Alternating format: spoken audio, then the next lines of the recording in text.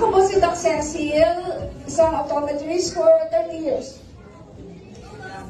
May sarili naman po akong clinic, pero naghanap din ako ng other source of income kasi soon, gusto ko rin naman mag-retire na. Masarap yung retirement na gagawin ko. Hindi yung nag-retire ako kasi naisip ko, pag nag-retire ako, yung mga gastusin ko, hindi naman siya mag-retire.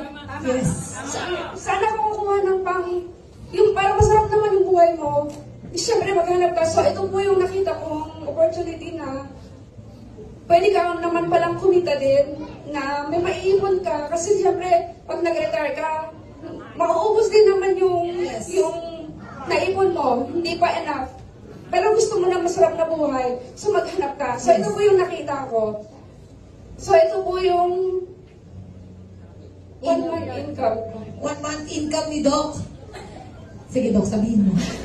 Kaya mo yan. 309,000.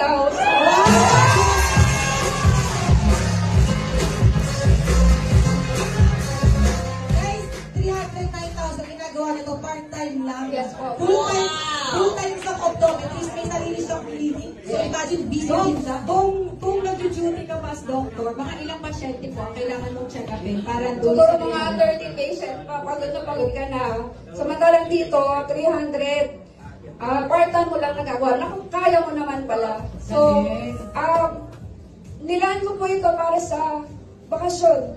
Bakasyon ng family. Wow! Na hindi mo na kailangan gumamit ng credit card.